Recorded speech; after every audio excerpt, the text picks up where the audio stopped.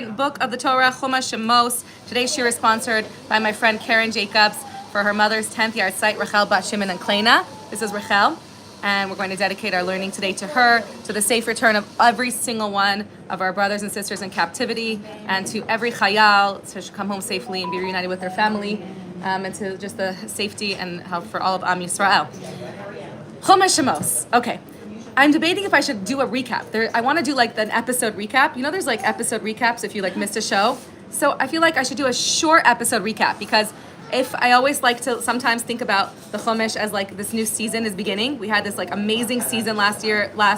We just ended season 1 of the Torah, the Pentateuch, and it ended off with like a very like good ending. Like the brothers, all the like drama came to like a good ending. The brothers made peace. Yaakov got to reunite with his son. We have this like very peaceful ending to the first season. Now we're starting the second season. It begins with a lot of drama. We stopped the peaceful era of the Jewish people living in Egypt for 130 years, and now we begin with the entire.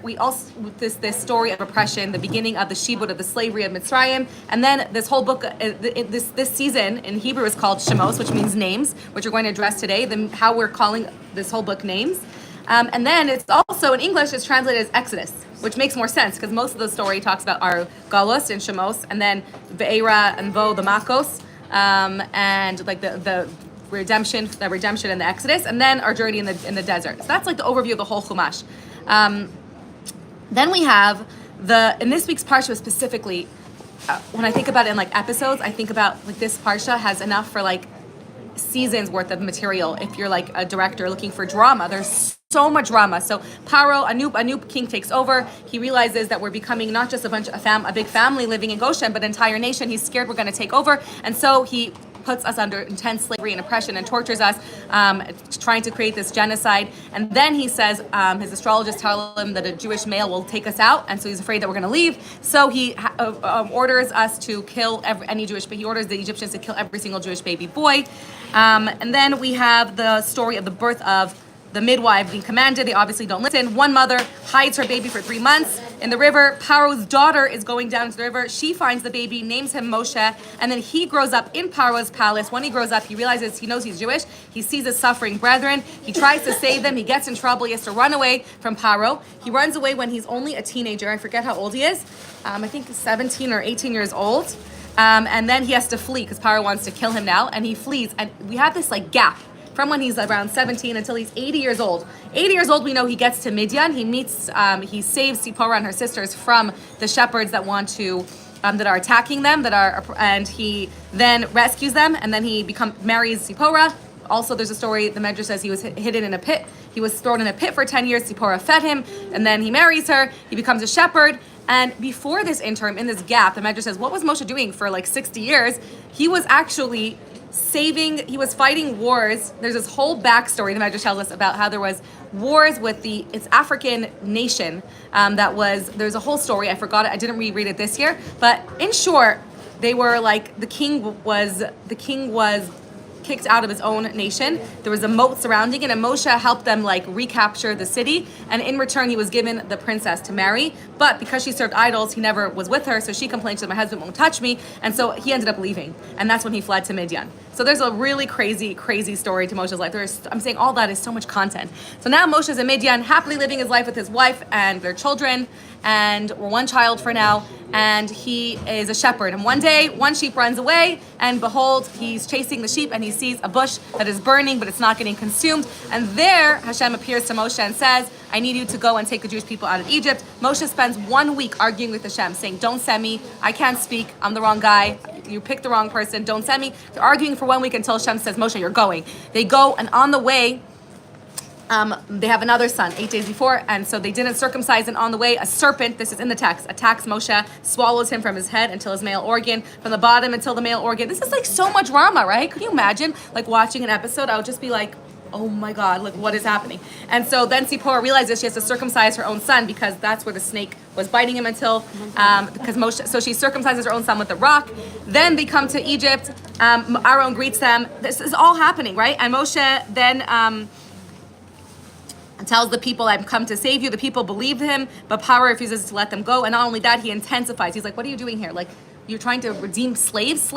Everyone has slaves. The whole world has slaves. What are you trying to change? Like, you're a few centuries early for this. Like, the emancipation of slaves doesn't happen until way later. Go away. Go back to where you are. Like, obviously we have slaves, and he makes it even worse for the Jewish people.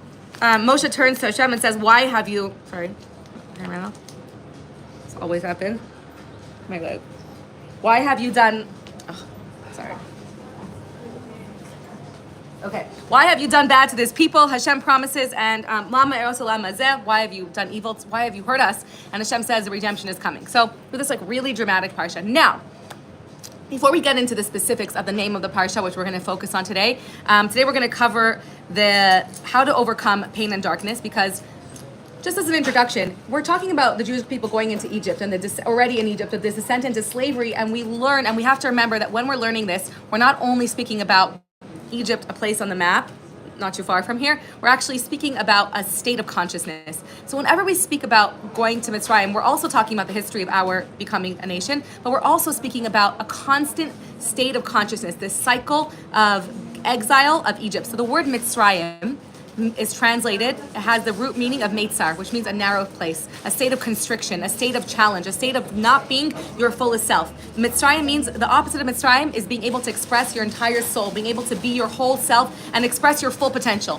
Anything other than that is a Mitzrayim, is a constriction. And so we're always going down to Mitzrayim. Every single day it says we have to remember that we're going down to Mitzrayim. This is actually in the very first pasuk. I brought you in your source. The first pasuk of this book says, the Eila Shemos, these are the names of Bnei Israel, Haba'im Mitzrayim, that are coming to Mitzrayim. What do you mean coming? They came 130 years ago. They're repeating the names of the people who came 130 years ago. Why are they coming in present? Because we learn from this that we're constantly coming into Egypt. First of all, in the trajectory of our lives, we have this cycle of Egypt and redemption. We have this cycle of going down. We are born. Our neshama comes from a place of expansion into this world, into a place of darkness. And then we go through our lives to release the neshama from her trappings of the darkness by doing mitzvos and bringing towards the gula. Then we have, on a national level, we have cycles of Bnei Israel going to Egypt, being redeemed, then going to the next exile of the Greeks, of the Romans, of the Spanish Inquisition, of the Holocaust. We're constantly, on a national level, going through cycles of Egypt. Egypt wasn't just a one-time occurrence. It's a constant cyclical energy that we go through. And then on a daily basis, we learn every single day we are going into Egypt. Every day. Why are we going into Egypt every day? We say b'chol dar v'dor, b'chol yom v'yom. It says in the Gemara, we have to imagine ourselves as if we're going out of Egypt. And the reason being that even if yesterday I was freed from all of my constraints in my life, let's say, imagine that, I was able to rise above every challenge. I had this like great shiur, I'm on a high, I've extracted myself from all of my challenges. Tomorrow, every day I'm climbing to a higher potential than the day before. That's what it means to be a human being. I'm a halach. I'm constantly growing. And so my soul is climbing greater and greater is getting more and more expansive every day. And therefore, if yesterday I was free of all of my limitations, because my soul is greater today, yesterday's state of freedom is now a limitation for my today. Does that make sense? Yeah. So every day I have to leave my new Egypt. So my now, if I became, which means like if you reach your self-fulfillment or self-actualization, but you stay there, you start to become trapped. You come like midlife crisis. You're like, wait, I did everything I wanted to do, but because my soul is more expansive now, I feel stuck and limited because my previous expansive state is limited for my current state of great soul consciousness. So every day I have to leave my Meitzar. So even if, hopefully, you don't have the struggles, limit, and challenges, the external Meitzarim, you still have to leave Egypt every single day. And so we have this cyclical, and then besides that, throughout our lives, we have cycles of going through a really hard, dark place in our life where something is externally challenging us and holding us down and limiting us, and then the redemption of that, being able to break free of that and come out on the other side with all of the wealth, which is the purpose of going down to Mitzrayim, coming out with the rechush and all of the deep wealth and inner strength and greatness and amuna and reservoirs that we've come out with. And then we have, again, another challenge that we face in our lives, and then we come out with that. And so we have to remember all this going into Mitzrayim, that whenever we're speaking about the Jewish people's story of Mitzrayim, we are also, the Torah is giving us infinite messages of now how we can grow out of our personal inner Mitzrayim, inner state of exile, inner state of anything limiting us, anything holding us down, or any state of darkness, and how we can come out of that with wealth. And so every single makkah, every one we're going to learn in the future parashas, every plague, every of the 10 plagues to attack the darkness is really a message to us of how we can attack and overcome the darkness within us. So that's the background. Now, I wanted to speak about the whole book of Shemos. We said that Shemos were beginning this exile. Shemos, before we had this, we ended off in the season finale with peace a little bit, and now we're entering into exile. But something that stands out at this pasuk, there's one pasuk in this week's parsha specifically that's kind of like the slogan. This like stands out. It's like the highlight of to remember throughout the entire Gullus what it does it mean to go into Gullus, the darkness. And so really this whole class we're going to discuss how to overcome any pain, darkness, and limitation, and the paradox of a name that enables us to get through the darkest times and come out of them with tremendous light. And how we can come out of our personal Egypt every day. And so I read this beautiful piece on Jonathan Sachs that points out what is this pasuk in this week's parsha. If you look at your source, number 4, in Shemot, Perek Aleph, the 12th pasuk in this week's parsha says, "V'cha'asher ya'anu oto," the more they were oppressed, right? It's speaking about our oppression, not just theirs, but our constant, what's happening to us right now as a nation, right? The October 7th, "V'cha'asher ya'anu oto," the more that they were oppressed, Kain Yirbe, the more they increased, V'chein Yifrots, and the more they spread out, Vayakutzim B'pnei Bnei Yisrael, and they became to dread the Jewish people.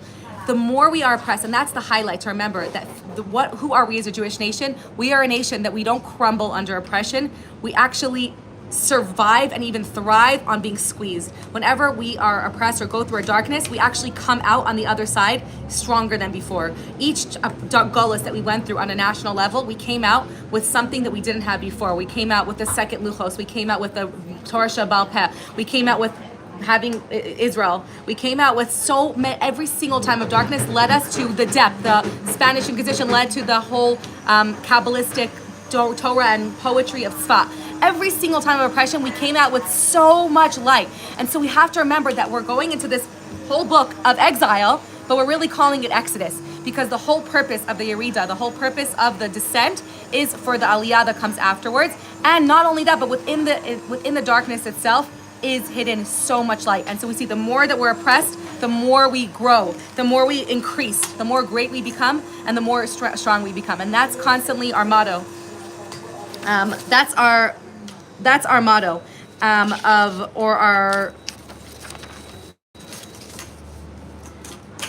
What's really great, the word in Hebrew for crisis is mashber. And mashber means also a childbirth chair. The birthing chair is called the mashber. And that's also a big theme in this week's parsha, the midwives. And so what does that mean? That we are woven into the Hebrew language, into the Jewish language, into the word mashber is a reminder that a challenge is literally a birthing chair. When is the greatest pain of childbirth? In that transition between pregnancy and birth. In that transition is the most painful time, but it's not seen as something to avoid. It's seen as something to get through. It's this tunnel that we pass through in order to have this beautiful gift and light that comes at the end. And so it's and so that's how we look at our consciousness in Judaism, is that pain and hard times as a nation is a collective form of contractions of a woman giving birth to the Geula. And so as we're entering this dark stage, we see it as the hardest and most painful and intense contractions come faster and faster towards the end of the birth. And so that's the mindset that we look at as pain and gullus. Not that this is a forever state that we just have to succumb to and submit to, and we're going to speak about this soon, but rather it's a path that through this we're going to achieve tremendous light. This is the path to getting to this great light. And any civilization that can see the bracha within the curse or the light within the darkness has the capacity to endure. And where do we get this from as a Jewish nation? We get it from our birth as a name. And this goes back to the name of the Parsha Shemot. It comes from our name. What is our name? Am B'nai Yisrael. When Yaakov received his name, how did he receive his name? That's I have a few of my favorite teachings in the entire Torah. This is one of my favorite ones. When Yaakov was battling with the demon of Esav the entire night, so this is representing the battle that we're going to battle with darkness, and they're battling right now on a daily basis. All the struggles that we go through. Before, I think I brought you in the source, he says, I'm not going to let you go.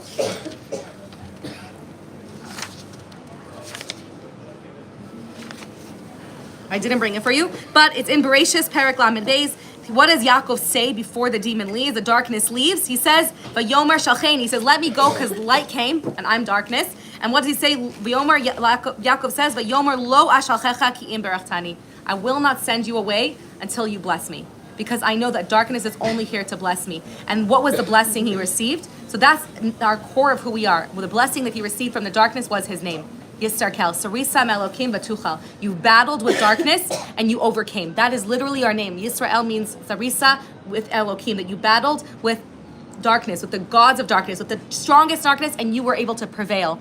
And the reason I think he prevailed is because he knew that darkness only comes to bless me. So he says, I'm not letting you go until you bless me. And so when we're in darkness, rather than other nations or civilizations, our secret to our continuation and success, or one of them, that we're going to learn a few of them today, is that when we're in the state of darkness, we're not just succumbing and saying, oh well, I give up, like this is my new reality, let me just acclimate and adapt and figure out the best way to adapt to this new society, to just intermarry, to take on whatever they want of me so I don't die out. That actually leads to your identity being extinguished. It's like, no, I'm going to remember that I'm never going to succumb to this, and I'm going to know that there's not only that I'm not here for a long term. This is a passageway that I'm going to go through in order that I get tremendous light through being in this state of, through being here. That was given to us the whole time, that you're going down to Mitzrayim so that you will come out on the other side with tremendous wealth. So we're constantly in the state of darkness saying, you're not going away till you bless me. I know you're here. And I had this like shift this week because I had this like annoying, like something small even, like a tiny, like I was about to book a flight to go to New York, an LL direct flight I found for only like $1,100. And I was like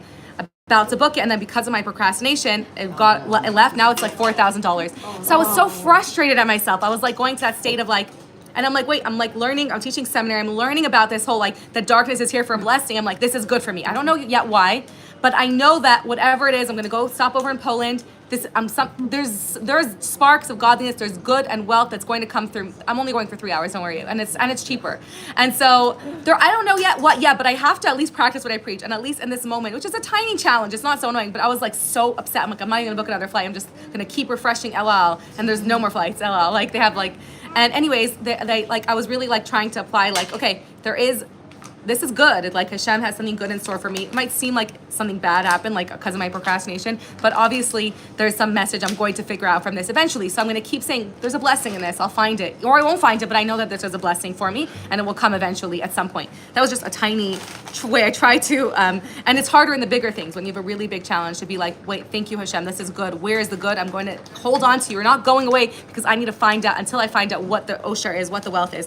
Now, this takes us directly into. So this is like the bracha of Yaakov, that we might be exhausted, even limping, right? We fought all night, but we won't let it go until we've extracted a bracha from the encounter. And this became the basis of our entire identity of Am Yisrael. Throughout this parsha, you'll see we have two names. We go back and forth from Bnei Yisrael, or Am Yisrael, the nation of prevailing over darkness, right? Fighting with God and man and prevailing, and the nation that grows stronger from conflict. And then Ivri. And I'm going to get to Ivri now. The Ivri, we're called Ha'ivrim. What does Ivri mean? You know, the Hebrews. Exactly. From Aver HaYarden, right? The Jordan. Really? From the other side. Really? The Aver HaYarden. Aver means the other side. So the other side of the Jordan. So we're called Jews, Hebrews. The whole word Hebrew, Ivri, comes from Aver HaYarden. Because what separates us from the other nations? The Jordan River. So the river, the Aver, they're those that come from the other side. Now what does that mean about our identity? So we're going to get to that in a moment. So we have this. We're talking about names and how our identity comes from names. So we go to this question that, just to strengthen the question, we have this entire book about Exodus and redemption, but we're calling it names, which seems to have nothing to do with the entire book. We're not only calling this Parsha names, which is only, names is such a small part of the Parsha. When does names come up? In the beginning of the Parsha, to kind of recap, it says, and the Eila Shemos, look, brought it for you, Bnei Yisrael Haba'im Mitzrayim. We're going back and we're recounting. These are the names of the 70 Jews that came down to Egypt 130 years ago. Yaakov Ishu Beso, the family, the initial family. And now, then they multiplied and they became really great. And now they're a nation. Now we don't know all their names, right? There's lots of them. So why are we basing the whole fundamental, the name tells us about the essence of the whole Parsha, and especially the Chumash, called names, and not Exodus, right? It should have been called Gula, Exodus, Galut, whatever it is, Gula, or redemption, or Yitz. And so we learn that names hold the name, our name of Am Yisrael, our individual names, and the power of a name actually holds the key for us to get through all this galus of Mitzrayim and all future states of exile and constriction. So what is it about a name? First, if we look at the pasuk, let's read the pasuk. We have something really powerful in this verse, in the first verse of Shemos. Ve'ela Shemos, Bnei Yisrael Habayim Mitzrayim. These are the names of the Jewish people, Habayim Mitzrayim. First, we said Habayim means that one message from the word ba'im in the state, it should have been past tense, haba'u Mitzrayim, because it says Yaakov Ishu Beso Ba'u. Yaakov and his family came, but we are coming. So first we said we learned that we are constantly going into Egypt and having to go out of the state of Egypt. We also learned that the key to their survival in Egypt was that they always saw themselves as coming. The word haba means that they never saw themselves as there. They always felt like I'm still coming. I'm not fully here. And I think about like in my early years of Aliyah, we've been here 7 years. In the beginning, I would always say, I would think when our like on our last trip to Israel, I would call it like our trip, like the last time we visited. It took like years until I fully felt like, oh, I live here now. I'm not just like on a long extended Shana Rishona, like when in the past. I was like, remember last time we visited? I'm like, oh, we're not visiting. This is where we live. I actually live here. It took me years to actually feel like I fully live here, right? And that you're not just like having one foot, you still retain your assets in America or like a house or something, right? Like I have like a job opportunity there in case it doesn't work out. So there's a difference between being somewhere and being fully acclimated and fully integrated, that like this is my home, I'm here to stay, I let go of all my ties elsewhere. And so that connects the idea of Aver. When we said the name of the Jewish people is Avery, Aver means that they spent 210 years in Egypt, and they were referred to as those that came from the other side. They were always immigrants. They were never immigrating. They were always coming. They were never fully acclimated to Egypt. They said, this is not our place. And that's what Yosef, it says, was merited to be buried in Mitzrayim as opposed to Moshe Rabbeinu, because Yosef, they called him the Ivri. Even though he became the ruler of Egypt, they still called him the Jew, the one that came from there. He's still from there. He never forgot his identity.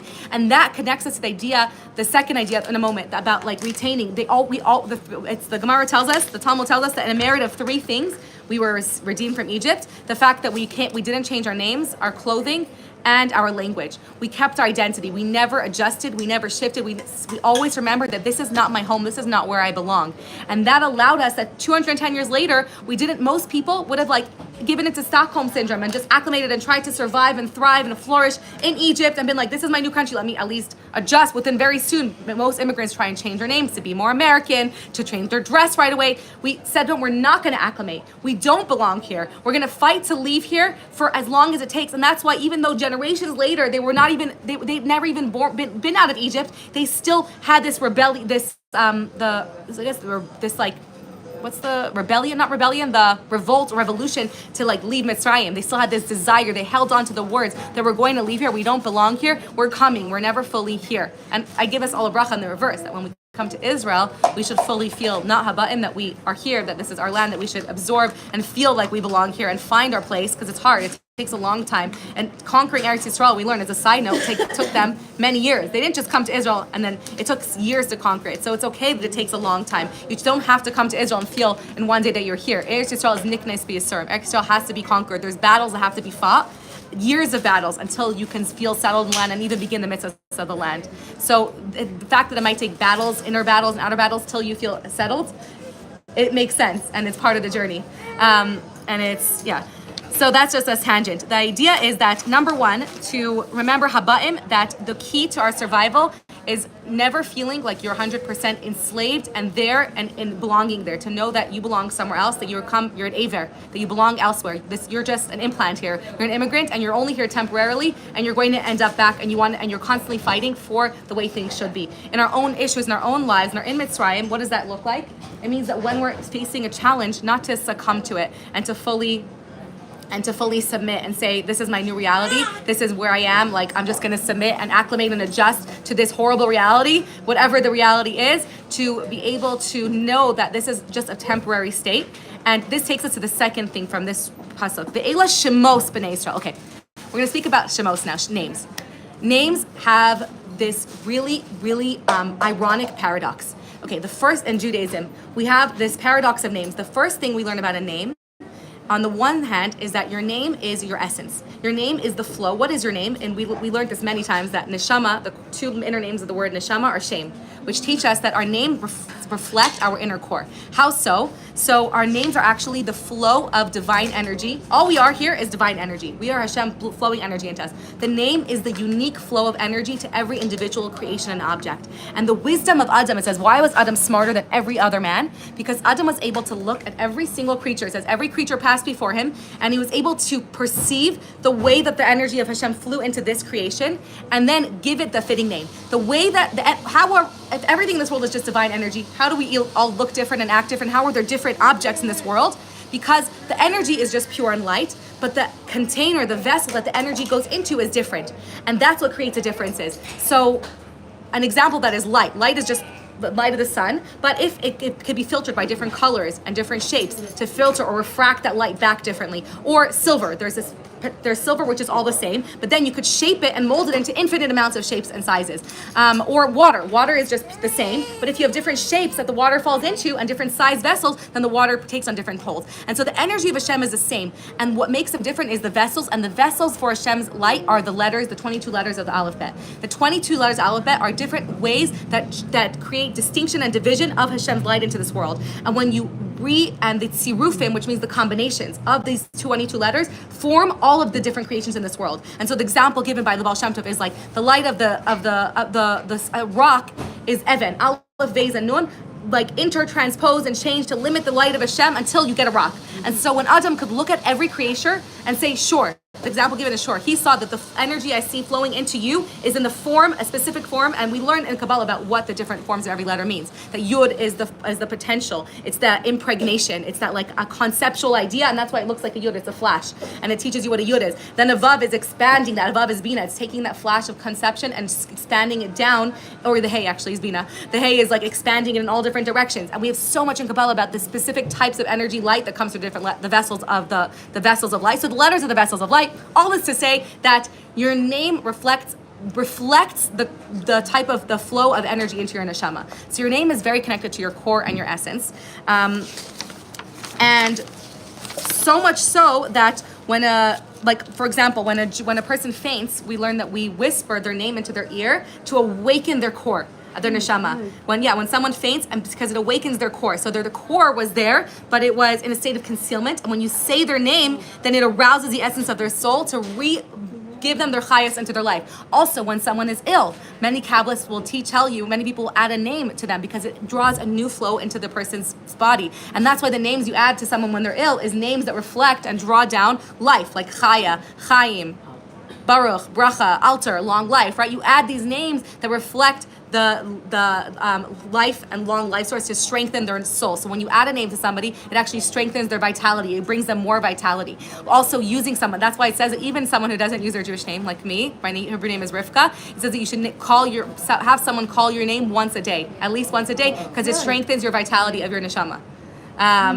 But I also recently saw a video of the Rebbe where someone went to the Rebbe and they said, my son's name is, let's say, Mordechai, but he's been called Ethan his whole life. So what should we call him up by the Torah? And the Rebbe said by both of the names, by Ethan, call him Eitan Mordechai. Because even though at his birth he was only given the name Mordechai, use the name Ethan or Eitan because that's what he's called by. So there's something about calling a person by a name that also draws them some sort of life flow to them, which I thought was really interesting.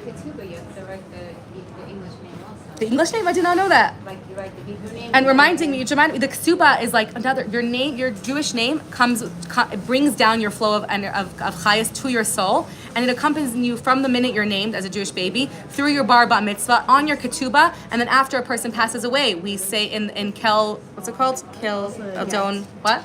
And then again. So your Jewish name accompanies you throughout your life, and it's the flow of your energy. Now at the same time. By the way, I saw another cool thing this year, that the word shame is the same gematria. It's 240. It's the same gematria as sinor, which means a pipeline, because the name is your pipeline to your divine essence, which I thought was super cool. That's so cool. Yeah. Wow. Isn't that cool? But just a question, if the person's name was, let's say, he was called Ethan, but Eitan is different than Ethan. Yeah, but you use the Hebrew version of it. Is that Hebrew? Okay. Yeah. He's the ever since you use Eitan. I asked me a Eitan. question about that because her name was called. Yeah. Also, it's saying that when you name after someone who passes away, to give strength to their name or to say things in their merit of their name, like you're doing, like a shir, it brings strength to their neshama, and yeah. Okay, so now we have the paradox. So that's on the one hand, your name reflects your core and flow of your neshama, and your name empowers you. We'll get to empower you and strengthens you through difficult times. But at the same time, your name is a very external part of you, because if I know your name, I know nothing about who you are.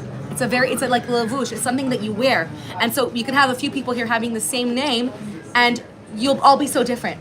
And so, although your name has shared we learned in the Talmud that a name has shared characteristics. Everyone with the name Avram will have characteristics of kindness and shira, of beauty, of singing and rejoicing. And different names draw down certain energies. There's so much uniqueness. It is such an external part of you, and your decisions, your life choices, your core and essence change so much and differ from every person. And therefore, this like great paradox of names teaches us this. So going back to Eila Shemos B'nai Yisrael Bami Mitzrayim, we learned that what was exiled. These are the names of the Jewish people that came down into Egypt. That their core, their essence of who they are, was never exiled. Only their names, only the external part of them, only their names came down into Egypt. But their essence and their core was never in the shibud, was never under servitude. So your body, your shell, your situation might be one of shibud, might be one of exile, might be one of darkness, but we're the ones who get to decide whether we succumb and submit to to the slave masters, right? So we could decide, do I submit to this? Do I succumb and my core? Do I let my core be enslaved as well? Or do I say, okay, my situation is that right now the externals of my life are in this situation, but my core is free. My core is free to decide and choose to be happy and to thrive and to be connected to something greater, to have emunah and to find light and meaning in this darkness. Or am I going to allow my entire being? And so we learned from Eila Shemos that the next key to surviving in Galus was number one, knowing that you're never to fully feel like this is your space, this is your place, that this is your new life. This is just a temporary state that we are going through to get light from. And the second thing is that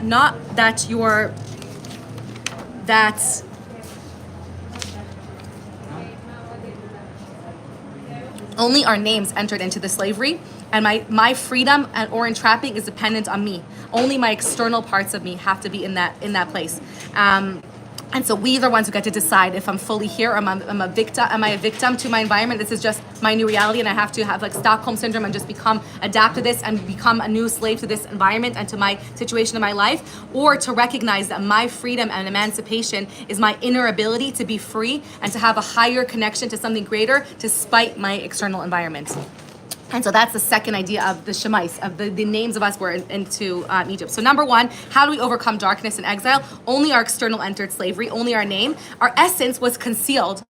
And now comes the cool part. And then Habayim Mitzrayim, our core is never enslaved. We can overcome any situation, right? And the koach to overcome this actually comes to us through our name. The koach to overcome it. So now we know that we're not stuck in this, but now how do I overcome it? The power comes through, that's the irony, that your name is like only your external, but the koach, although your name is external, it draws into you, it reflects and brings into you the core of your essence and the power to overcome all the darkness. And so we learn again that our names actually give us the power to be more. Let's talk about names now. Okay, so going back to what we said earlier, that there's three things that kept us connected to Geula and to redemption throughout being in Galus. Our names are a connection to our soul. So going back to Yaakov's story, that what did he get? He said, when he said, I'm not gonna let you go until you bless me, his blessing was his name. Why is our name such a big blessing? The blessing he gave him isn't gonna change your name. How is that a bracha? Because your name is your strength. And we learn now, why is Hashem counting us? Again, recounting us and reiterating all of our names before the Galus starts, because our koach to overcome Galus is constantly retaining our identity that comes through our name. And we're going to see the names throughout the Parsha. So Rashi says, the second source, Ve'ela Shemos B'nai Yisrael, Afal Pisha Mina'an B'chayim B'shmosam, even though Hashem already counted them when they came down to Egypt, Chazar B'mina'an B'misasam, he again recounted them, L'hodiach Basam, to show how dear they are to Hashem, that we are, because we are compared to kochavim, to stars.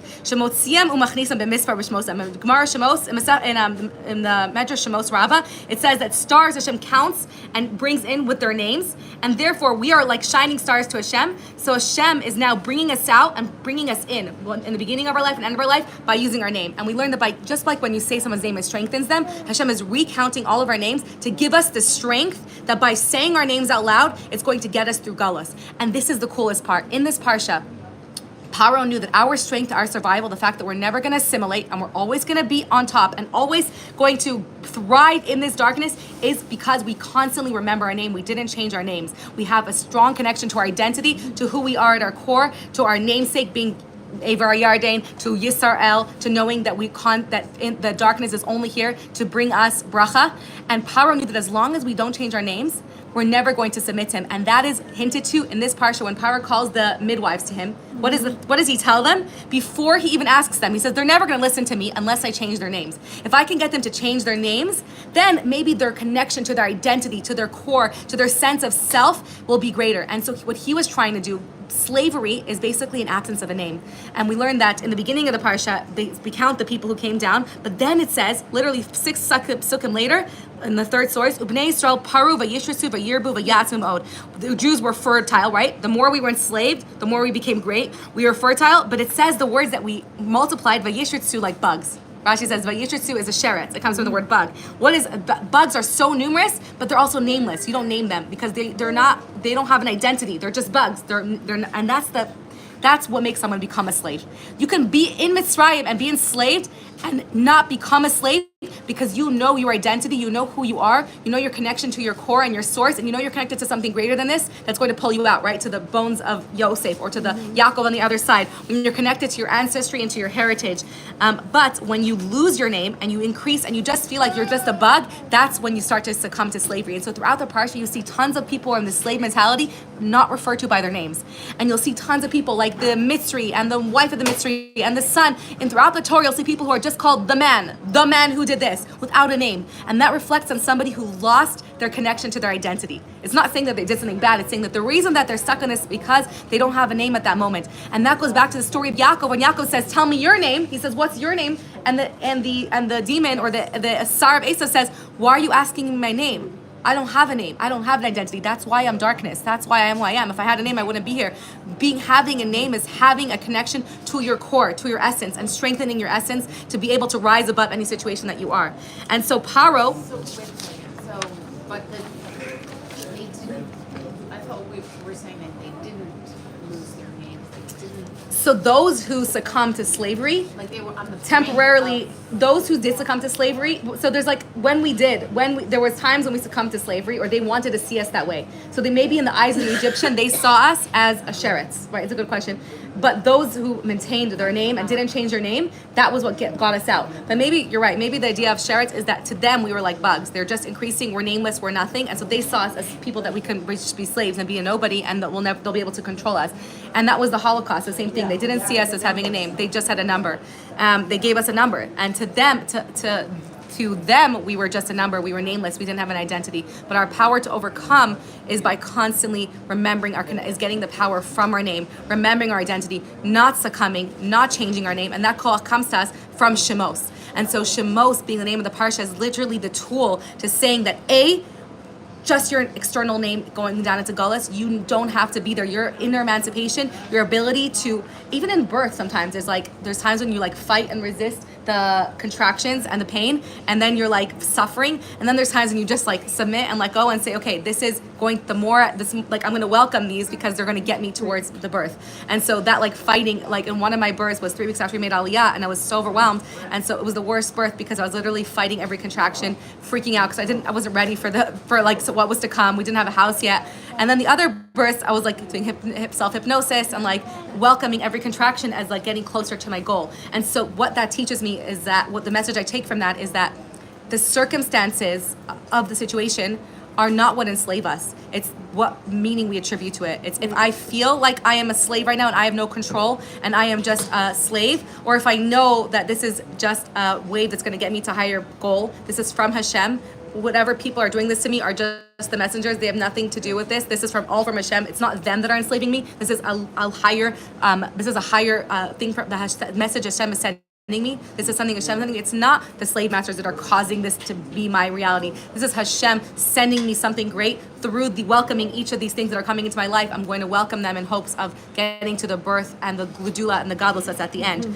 And all that is the message given to us by this paradox of our name and by retaining our identity. And so if you go to the fifth source, you see Vayomer Melech Mitzrayim Lemiyaldos Ivrius. The king told the midwives, the ones who bring about the birth, right? They're the ones who literally, the midwives, brought about the geula. Because that's what we look at it. I saw Rav Adin Steinzal say that, that we should look at it like kind of like, whatever, anyways, that was a separate thing. But yeah, the idea of bring geula is like being like a midwife. It's like those who like help geula, it's like bringing about the birth, of making the birth easier, making it a more positive experience. And it kind of like we see ourselves as like, okay, there are hardships, there are pains now, and what we can do is like being midwives to allow and usher in this birth and like see ourselves as like, to like make this a more not just bearable experience, but a midwife tries to make it like a beautiful experience, to remind you that this is like every pain brings you closer to the end goal, and to have that end goal in mind and realize this is like a temporary pain that's going to lead and welcome like this beautiful gift that's going to come. And so, what? Yeah, that's why I keep looking at her. And so what does he do? He changes their name. It says that the first thing before he told them the decree, it says, Shem ha'achas Shifra v'Shem ha'shein is Pua. Those are Egyptian names. He changed the names of Yocheved and Miriam to Shifra and Pua, and saying he called them different names by saying that maybe I can break. The only way I can ever break them is if I break their connection to their core flow, to connection to their source. Because as long as they have that flow, I'm never going to break them. They're never going to succumb. And throughout the Parsha, we see people who do have a name and people that don't have a name. We see people who did succumb, and then we see that the merit that we ended up being overcame and was through retaining our name, and the people who didn't succumb who are hinted to in their names. In the names of all of the heroines, a lot of the people who brought about the Gula in this week's Parsha, the Torah does tell us their name. Bat Paro, it says in the Zohar, it says in the Medrash later that Hashem, or in the Gemara also, that Hashem changed her name to Bat Hashem, to Batya, to the daughter, my daughter. And again, we see throughout the Parsha, the people that do have names are the people that retain their connection to their essence. So let's start with Miriam. Miriam, we learned, was Maryam. She turned Mar, bitterness, into the source of sweet water, into Yam, and to being able to have an expansive place. She was one who brought about the Geula through the Yam. Miriam, although she was born into Mitzrayim, she never succumbed to that mentality. She is somebody that literally embodies this idea of, she was born into Egyptian mindset, into what they tried to make us believe that we're slaves,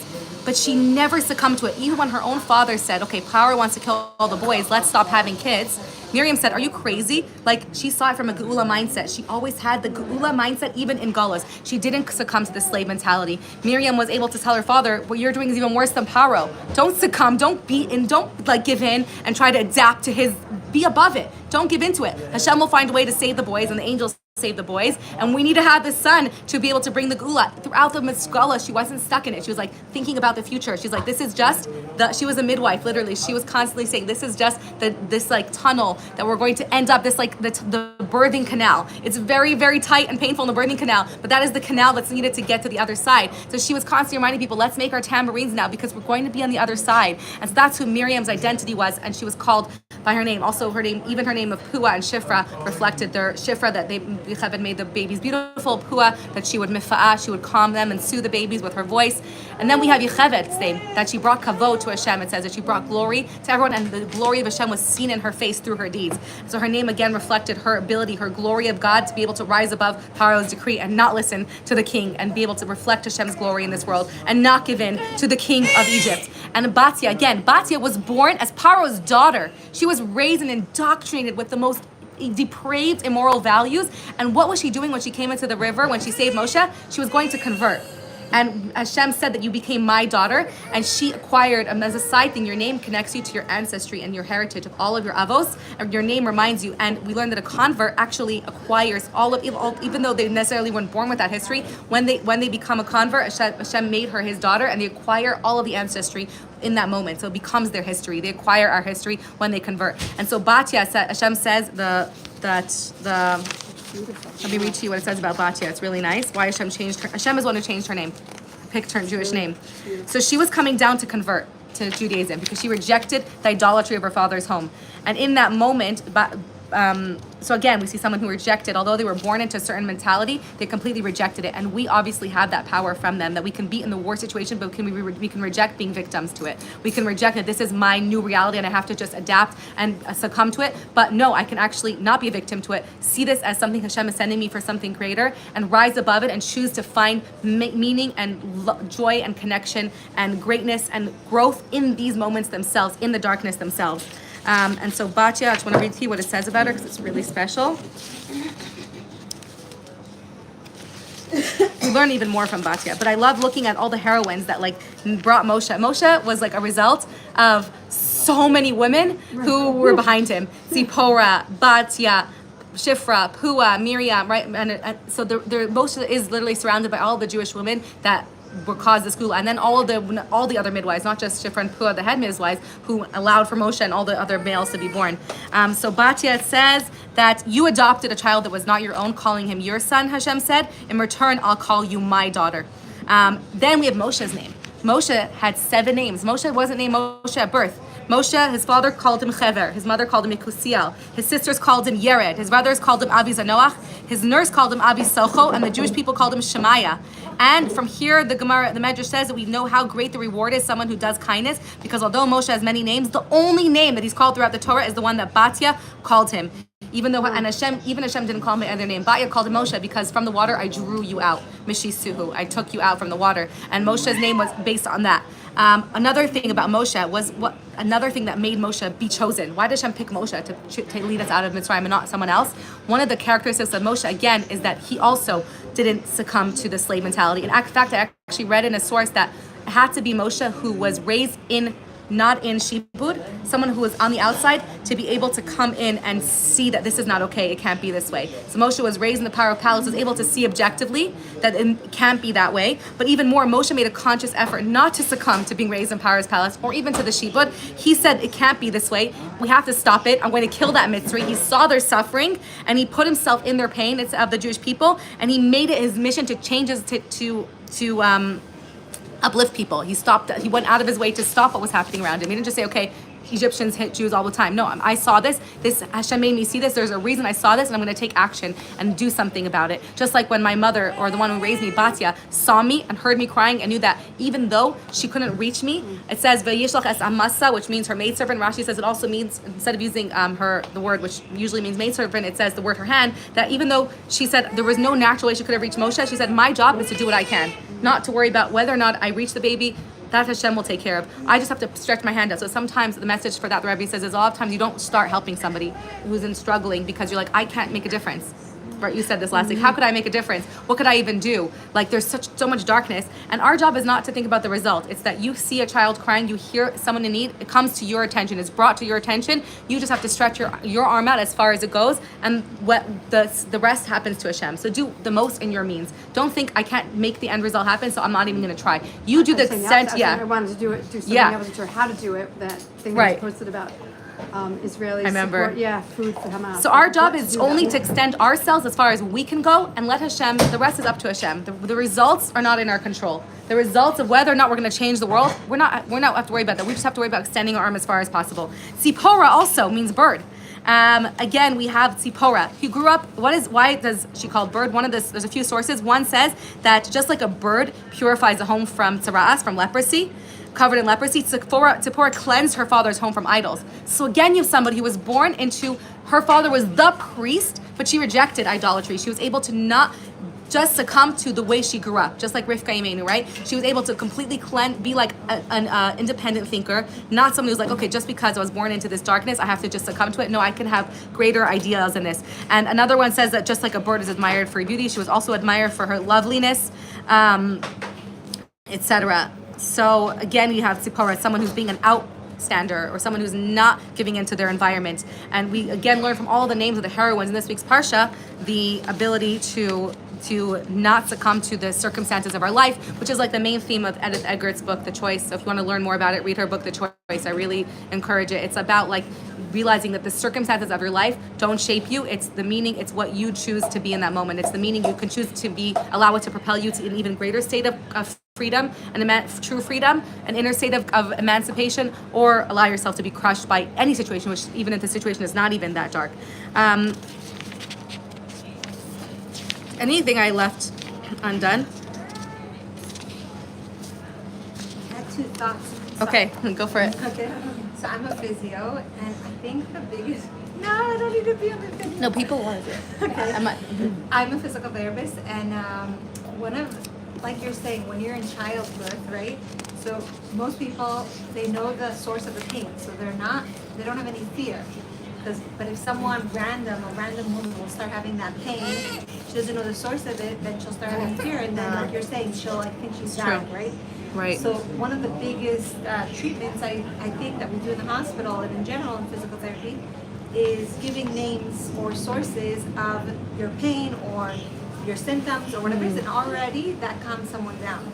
Also, I'm also a college teacher, and one of the things that a psychologist taught us was to teach the girls to use the names of different, body parts, exactly. Not to be scared of it, because once you give something a name, it's not strange to you, and then like you could embrace it better. So true. So I think this whole shirt is really beautiful, but it's the idea Wow, I love that.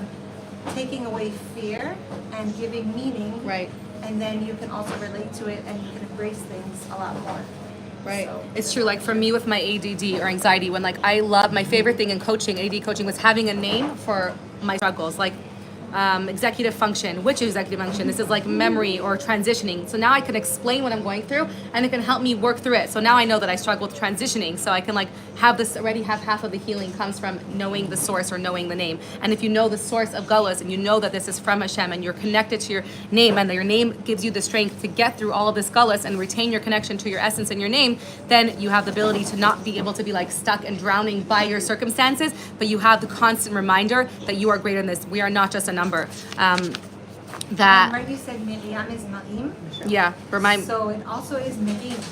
Oh, that's It's so also nice. uplifting. That's so nice. I was looking for that. That's so nice. That's how you look at it. That's so Your name, beautiful. You could always Yeah. interpret it however.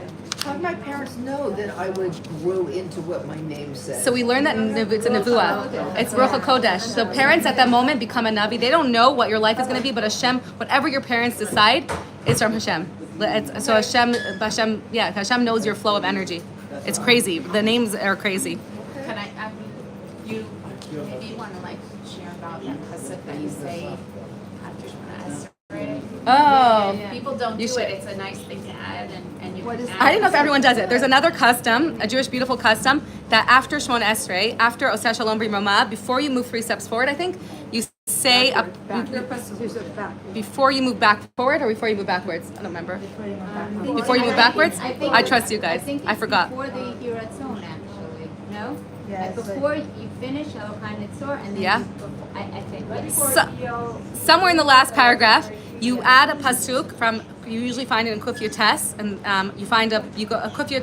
You find a pasuk, and any pasuk from Tehillim No, that what it is that let's say that what's your begins name, Rivka? right. So the pasuk begins with your first letter of your name and ends with the last of your name. The easiest way to find it is if you open Kuf Yotes, because Kuf Yotes, the chapter is a long chapter and it goes 8 verses for every one of the pasukim. So if your name is Abigail, so you'll go to Aleph and you look for a pasuk that starts with Aleph and ends with Lamed. Let's see if there is one. And so then you say that, and then that gives strength to your name. That's really nice. Wow. And so, Backyard school, they have it. Wow. Yeah.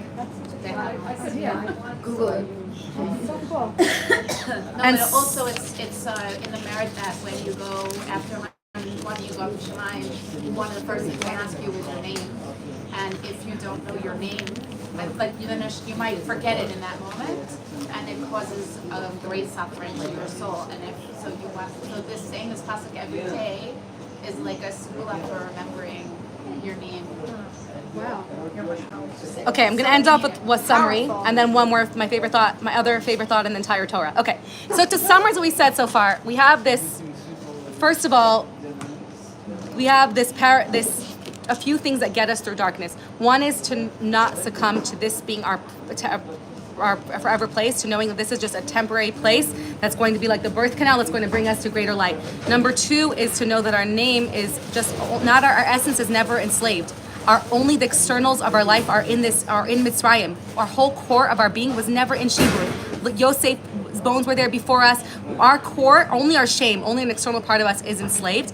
And to know that the reason we're in Mitzrayim and the reason we're there is Vayishratu. The more that we're oppressed, the more light that comes out. We're like an olive. The oil, the light from the Hanukkah menorah teaches us that when the olive is squeezed, the purest oil comes out. So we're squeezed often to squeeze out of us tremendous light and oil. We're squeezed through the birth canal so that this light, this great light that we're going to take from being squeezed, the squeezing itself gets out of us tremendous kochos and strength. And only through being in Mitzrayim can we then come out and receive the Torah. And so we remember that is the whole motto of going Yerida L'Tzorach Aliyah, of being squeezed for greatness to come, and the strength for that, to remember, to overcome that, even if you're in exile for who knows how long, no matter how dark it is, to remember that it's only there to give us a blessing, and that the power to overcoming it is knowing that you're not just a slave, you're not just a number on an arm, God forbid, that we have an identity, and we have the strength of all of our avos before us, and all of our ancestors, whether we were born into it or not born into it. We have everything behind us, the koach of our name, of Yaakov and Abraham, Yitzchak and Yaakov, and Hashem behind us, that's going to get us through this. And to constantly remember, like you're saying that this is from Hashem, that this is not there's not just a bad thing that happened to me, that Hashem is sending me this for a greater good. And those things help us get through the galus and to constantly strengthen our sense of core and identity and self when we're going through the dark times. And to remember that. And I'm going to end off with my favorite thought that really connects this. In the entire Torah, there's a verse about when Moshe Rabbeinu was at the burning bush. This is in source, the last source.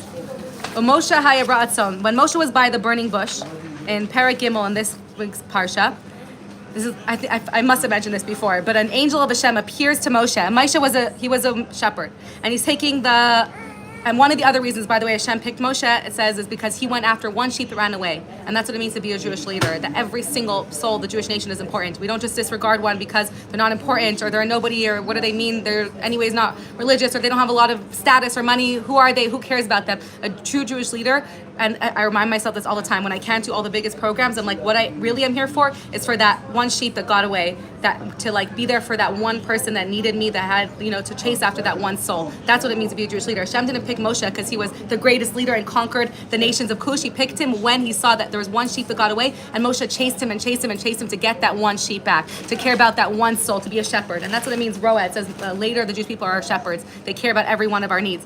And so Moshe Rabbeinu gets the sheep, and then he sees a burning bush. Vayar Malach Hashem. So he sees over there, there's this crazy godly sight in front of him. It's like he's high. He's like, am I tripping? What is going on? This burning bush, that's just my weird interpretation. But and it's not being consumed. So what's Moshe's first thought?